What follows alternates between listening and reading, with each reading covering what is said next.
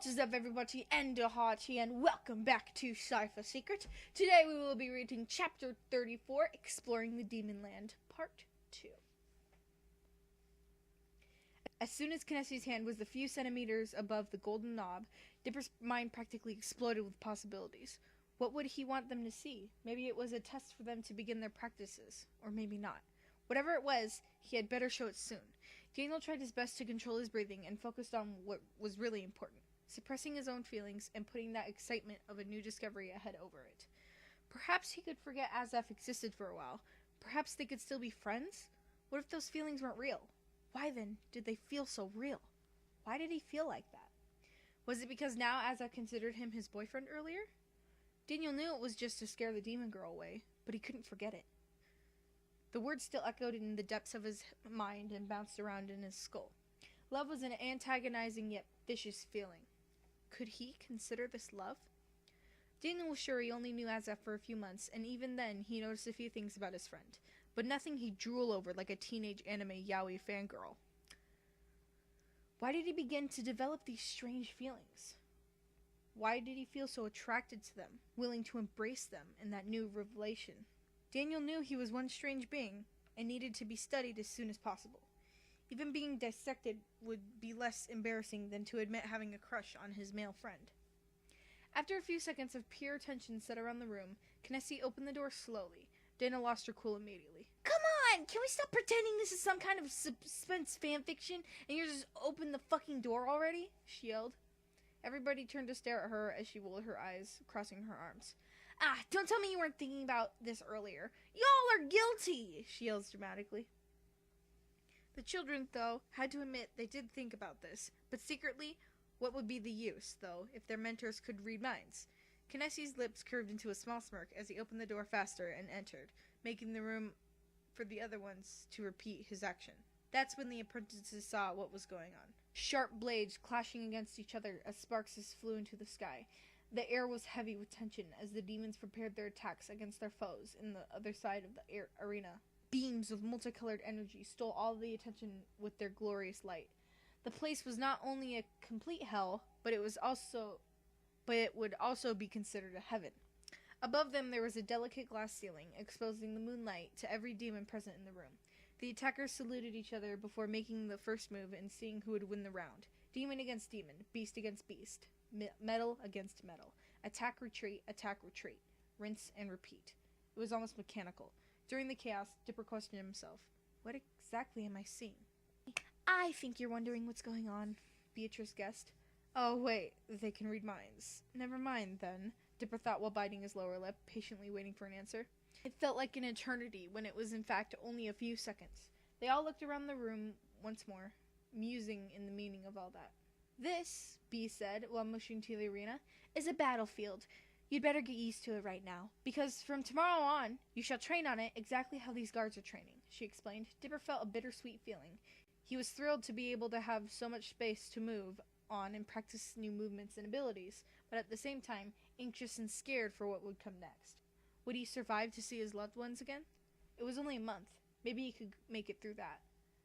He had battled Lucifer, king of demons. He would surely survive. But seeing how cruel and merciless some of the demons were with their enemies, suddenly he wasn't so sure of that. "Oh man, I can't wait until then!" Dana jumped excitedly. "But before we go to bed, I must present you with someone," Bill said. He walked through the utter chaos of the battlefield and, without being hit by one single blow, reached the other side of it. He came back via teleportation with another demon in his human form. Dipper analyzed him well. Waist long, straight, pure white hair, dazzling, hypnotizing triple green eyes. Two of them in their normal places and one above, in the middle, in a dark-toned skin. He was wearing a battlesuit to prevent himself from being harmed. "Kids, this is Arkham Icarus. He is the captain of the main demon army." "Whoa," Azef murmured as he stared at the other demon. He looked like he came from a mythological book with his shiny armor and a long sword. "Hello, apprentices," Arkham Icarus spoke. "Before we go any further, I will assist you and your mentors in your training. As a professional battler, I assure you no harm will fall upon you while you're on my watch. However, before I dismiss you..." He clapped twice as all the demons present in the room stopped what they were doing. It didn't matter if they were winning or not, they stopped completely. Dipper wondered how they were able to hear a minimum sound at such a great length. They were demons, though, and one does not doubt a demon's capability. "I'd like to have a battle with one of you. Just a small demonstration of what I'm capable of." Everybody stared at Dipper. "Oh, no, I just healed from a cat fight with the king of demons. I'm not having a battle with another one," he protested. Azaf bit his lip as he stepped forward. He was willing to have a battle. Suddenly, he could feel the adrenaline running through his veins. "I will," he announced. Archimaker smiled and, in a snap of fingers, conjured 2 swords. He gave one of them to Azaf, whose eyes it impressed. Never in his life would he have imagined he would hold a sword. A shiny blade and a sharp tip were what most stood out from the weapon itself. The handle was colored in a beautiful navy blue. It seemed to be made from the finest leather. The captain went to the right side of the arena, ready to battle. Azaf noticed this and headed to the left side with his muscles tensing up, ready for battle. As soon as they reached to the middle of the field, all the warriors stopped what they were doing and opened space for their leader. Murmurs arose all around. "Don't worry, kiddo. I'll go easy on you," Archimaker said. Azaf sneered. What? He asked. "I thought this was a battle. Would you not spare your real-life enemy?" The question echoed through the hall. Archimaker raised an eyebrow. The kid did have a good point. Would he spare an attacker? Would he? The room fell silent. The jittery that once before filled the room dissipated completely. "Don't hold anything back. I came here for a battle, and that's what I'm going to get. Be cruel, merciless, soulless, I don't care. Just don't pretend I'm a delicate flower. I won't scumbug to your touch." The captain stared at Azaf with a serious face before smirking. He had never received such an answer. Whether he had a light battle with one of his soldiers, they never reacted. They just let it happen, since it would be better than having a serious fight. "You know, kid." Archimaker's smirk never left his lips as he pierced the sword's blade to the floor and used it as a cane, leaning against it. Dipper tried to figure out how he defied physics by not allowing the sword to fall within his weight, but it was useless. "I like your spirit. Most of my men accept my mercy because they know it will be less painful for them. But you won't allow me to treat you as such garbage, as if you were under me, less powerful. Just like your animal form. You have a tiger's spirit and courage. Never backs down during a challenge." He drew the sword and prepared himself. "Get ready. I won't hold back." Azaf smirked as well. "That's what I hope!" he yelled. It was a pause of 3 seconds before Archimaker did the first move. He ran across the field with an impressive speed and raised the sword above his head, ready to push it down. Azaf's first reflex was to use his own sword as a shield. The blades clashed against each other as sparks flew in the air. Azaf used all of his muscles to withhold against Archimaker and avoid being beheaded, but he had half of the captain's strength. He realized the demon's true potential. He would be dead in a few seconds. Azaf tried to think of an escape plan, then one thing ran through his mind. He retracted the weapon and used it as a boost to slide in between Archimaker's legs. He stood up and pointed the sword to his back. Touché, he thought. However, the battle wasn't over. It was just starting. Archimaker spun on his heels once again, and their blades clashed against each other as the two fought for control and domination. Azaf was already starting to lose energy and determination to keep fighting. His opponent was too strong to be defeated. He, though, would not surrender and vowed to keep fighting until his fall. Azaf narrowed his eyes defiantly and once again used his sword as a shield, and then pushed it up, forcing Archimaker to step back. He decided to use Dipper's tactic. That was the perfect plan. "Art thou ready to give up yet, hybrid?" the captain asked formally. Perhaps he was trying to be dramatic like Dana. Azaf grinned tiredly. "Not yet," he responded. Azaf ran around as fast as he could to confuse his opponent. Every move was unpredictable and unplanned. He was zipping around and going in every possible direction. Being smaller and leaner than Archimaker, he was faster and had a good chance of avoiding another attack. The captain gritted his teeth, not exactly content with his new challenge, and charged at Azaf with his full energy. The black-haired boy was surprised to see how fast his opponent was, but that would be a lesson to never underestimate anyone. "Be faster!" Archimaker yelled as he attempted to attack Azaf, who dodged the blow skillfully. "I have to steal his sword," Azaf thought. Archimaker smirked as he could read minds, but let the child carry on with his plan.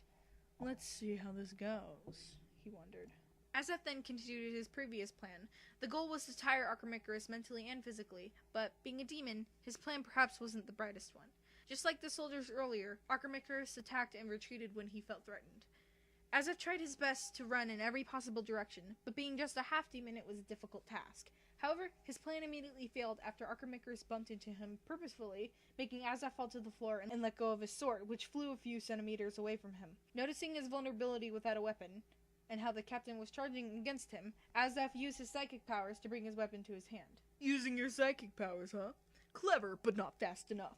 Archimedes explained as Azaf jumped into another fighting position. The sound of metal banging against metal was becoming repetitive as each opponent was trying to gain control of the situation. The battle was reaching its end. Daniel eyed Azaf's movements in awe. He knew he would never be able to reproduce them. Then he blushed slightly at the other thoughts that tried to pry away from his mind, but was unable to. Then, Archimedes and Azaf's sword collided once more before the captain forced his sword upwards, causing Azaf to be pried away from his hand and far from his reach. Before the boy could use his psychic powers again, Archimedes swept his feet over Azaf's, making him fall on his back, before pointing the sword a few inches to his neck, dangerously close to it. As I said, kid, we're smart and have good plans, but you are not fast enough to make them happen, he said. Azaf sighed, but then smiled. Well, that was a good battle. He extended his hand to Archimedes, who was confused for a minute before realizing what was going on and shaking it. Whenever you feel like fighting me and showing me your new tactics, I'll always be here, he explained. Azaf nodded before going back to his group. Well, now that we've had our little show, let's go, Beatrice said. They all nodded before exiting the arena. Archimedes sighed and smiled, inhaling deeply, as he once again used his sword as a cane and leaned against it. But his joy ended quickly when he spotted something sparkling in the corner of his eye. Archimedes raised an eyebrow and bowed down to grab the object. It was a golden necklace with a cross at the tip, carefully made with every little detail possible. Maybe it's the boy's, he thought, before going after him. He had to return it to Azaf before it was too late. Just then, while walking towards the door, another thing caught his eye, and at the back of the cross there was a small writing on it. He analyzed it deeply before he stopped walking completely. Archimedes paled. Written at the back of the cross was the name of his long-lost lover, Amilla Horth.